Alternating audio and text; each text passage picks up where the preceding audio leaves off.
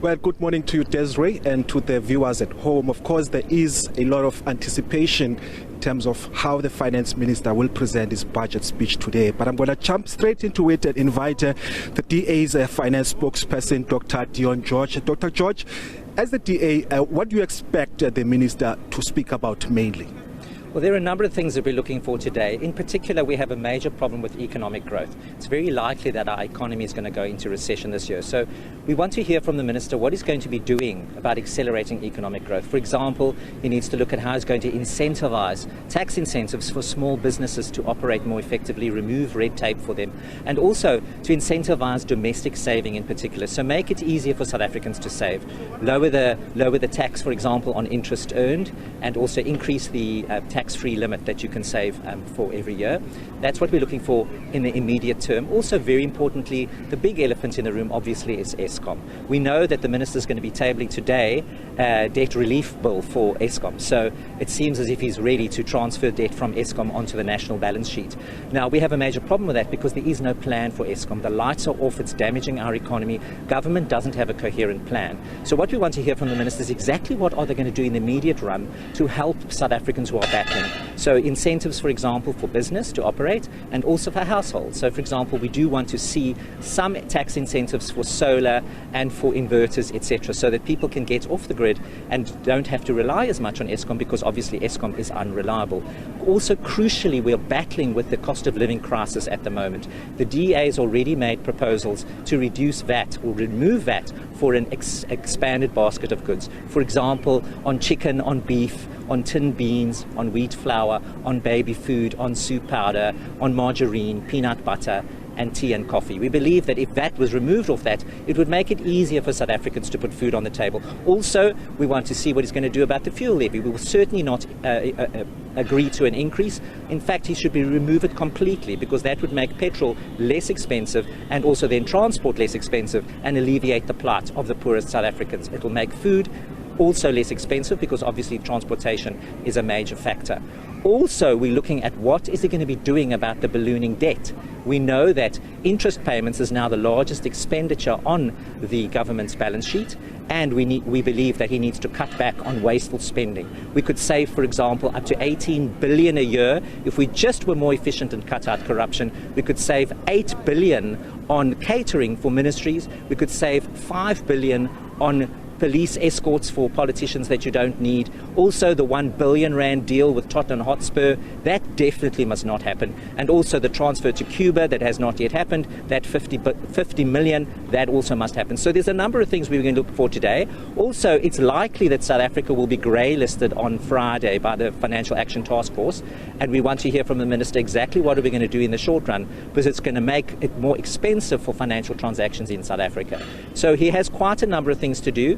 He has a very limited amount of space to maneuver, but we do believe the time for action is now, and we are waiting for that. Obviously, we'll comment afterwards, but yes, we have to make sure that South Africa can flourish under extremely difficult conditions.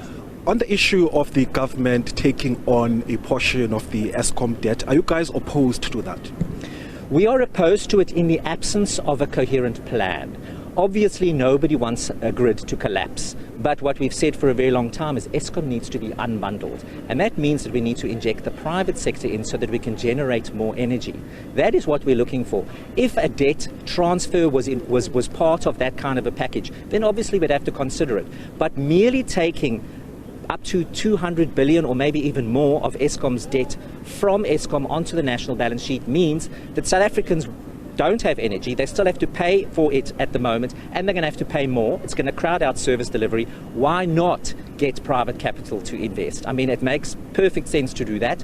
So we are expecting a broader plan. That is the problem that we have with just transferring this debt, because what it also does is creates a perverse incentive for Eskom to not get more efficient, because if you just get more money and you don't have to bear the consequences of it, well, just ask for more money. And that recipe doesn't work. So the whole state-owned enterprise entity doesn't work, and the model doesn't work. And we've been saying for a very long time to government, it's just a waste of money. Change this model. But we know that it's a crony patronage network. That's the reason why it hasn't changed. So in that frame, we won't support a debt transfer unless there's a coherent plan.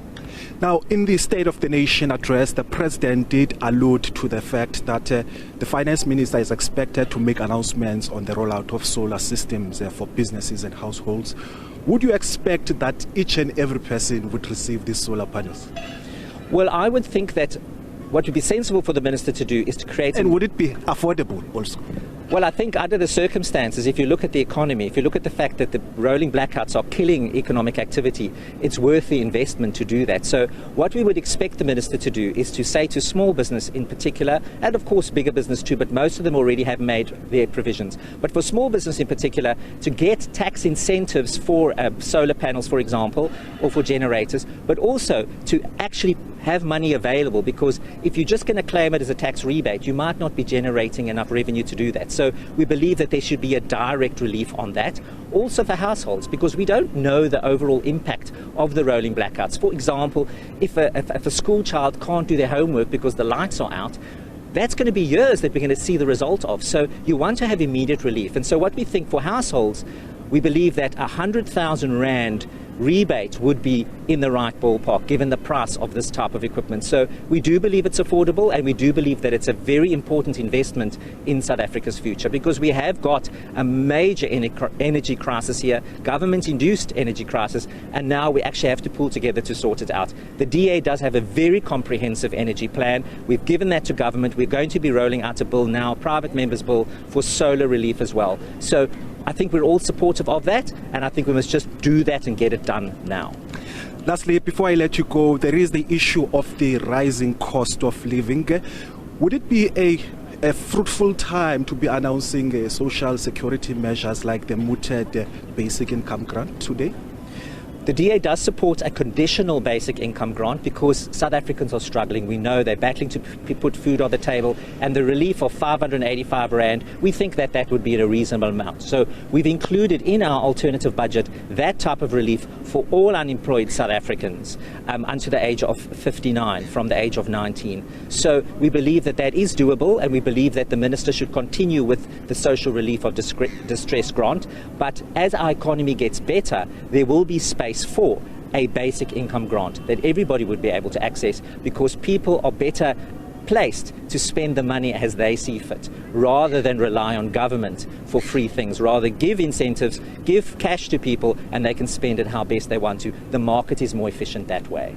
All right, thank you so much, Dr. Dion George. He is the spokesperson on finance for the Democratic Alliance. On that note, Desiree, we'll cross back to you in Johannesburg.